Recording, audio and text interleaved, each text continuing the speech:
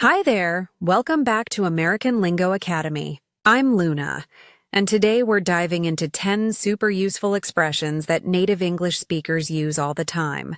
These are going to help you sound more natural and confident when you speak English. So let's get started. Number 1, go out on a limb. This is an idiom. It means to take a risk or do something that might be dangerous or embarrassing because you believe it's the right thing to do. When you go out on a limb, you're doing something that others might not agree with, and you might look silly if it doesn't work out. Think about a tree branch. When you climb out on a limb, it might break, right? It's risky. For example, imagine your coworker has a creative idea for a project, but everyone else wants to do it the traditional way. You believe in her idea, so you decide to support her in the meeting, even though your boss might not like it.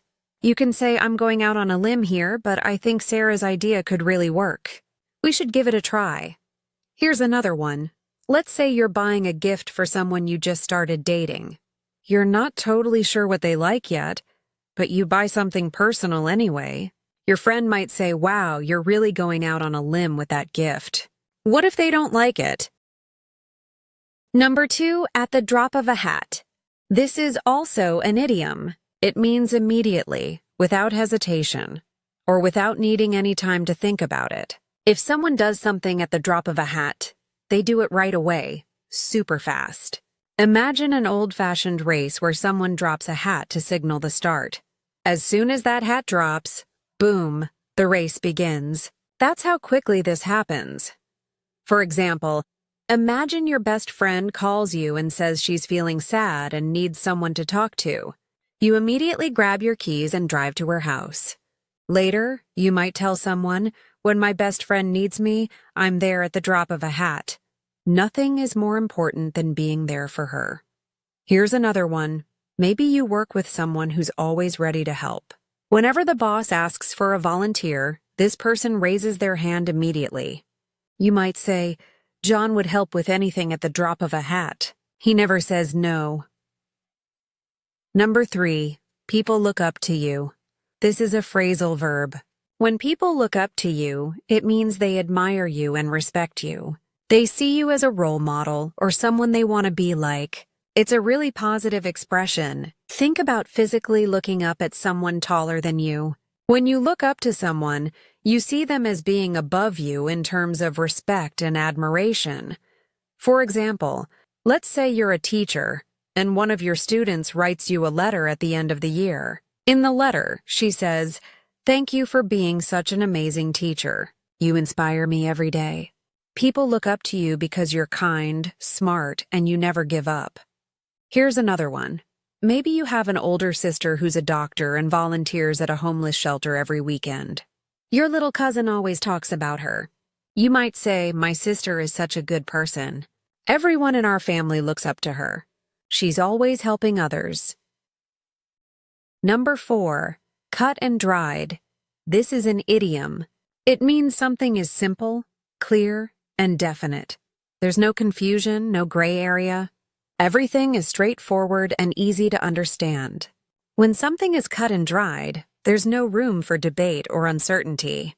It's like a situation that's already been decided and everyone understands it. For example, imagine you're at work and your coworker is worried about the dress code policy. She's not sure if she can wear jeans on Casual Friday. You look at the employee handbook and it clearly says, jeans are allowed on Fridays. You tell her, don't worry, it's cut and dried. The handbook says jeans are fine on Fridays. Here's another one. Let's say your friend wants to return a shirt she bought, but she lost the receipt. The store policy says no returns without a receipt. The cashier tells her, I'm sorry, but our policy is cut and dried. No receipt, no return. Number 5, go down in flames. This is an idiom. It means to fail spectacularly or dramatically.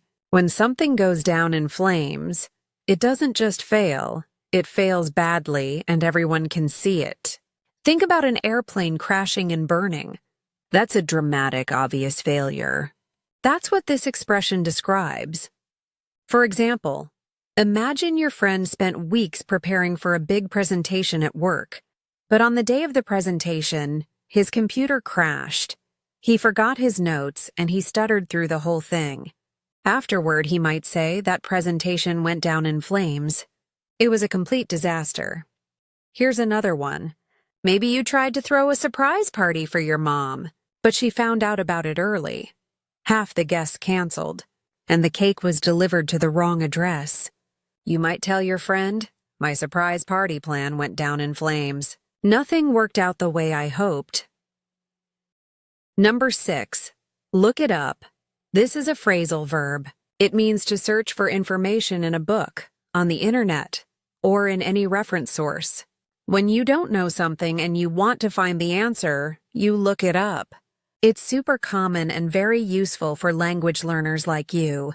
For example, imagine you're reading a book and you come across a word you don't understand. Instead of skipping it, you grab your phone and search for the meaning on the internet.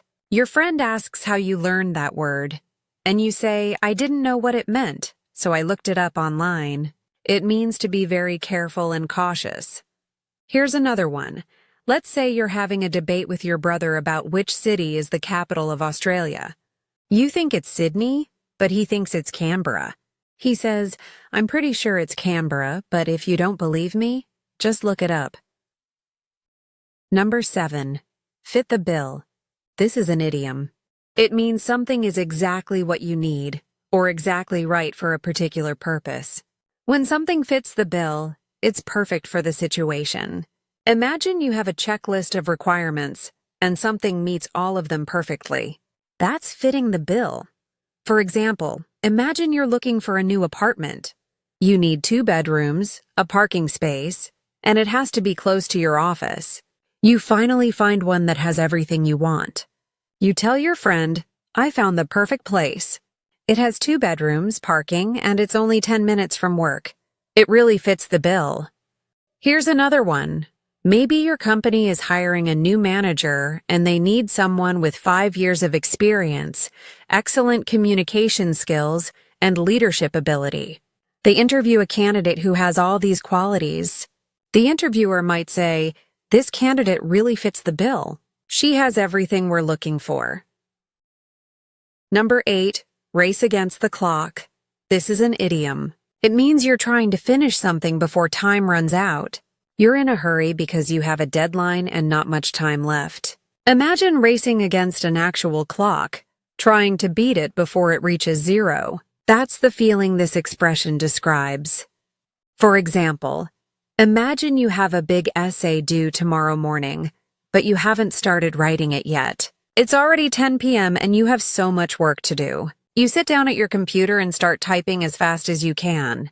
Your roommate comes in and asks what you're doing and you say, "I'm racing against the clock to finish this essay. I only have a few hours left." Here's another one. Let's say you're a chef preparing for a wedding reception. The guests are arriving in 30 minutes, but you still have 3 dishes to finish.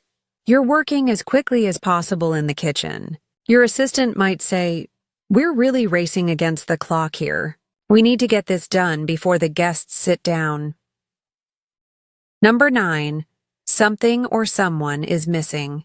This is a simple sentence or phrase. It means that something or someone should be there but isn't.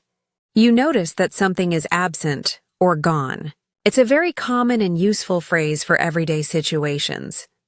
For example, imagine you're setting the table for dinner and you realize you don't have enough forks. You count them and see that you only have 4, but you need 5. You tell your husband, "Wait, something is missing.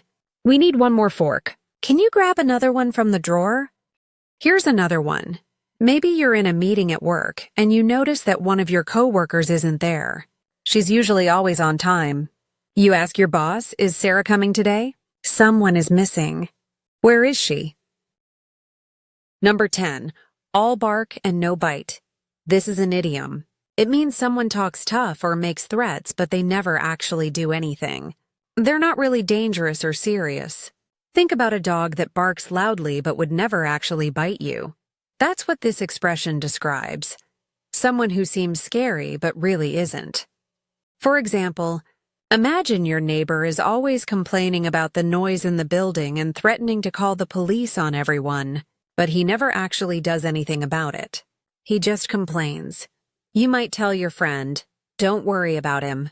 He's all bark and no bite. He complains all the time but never follows through."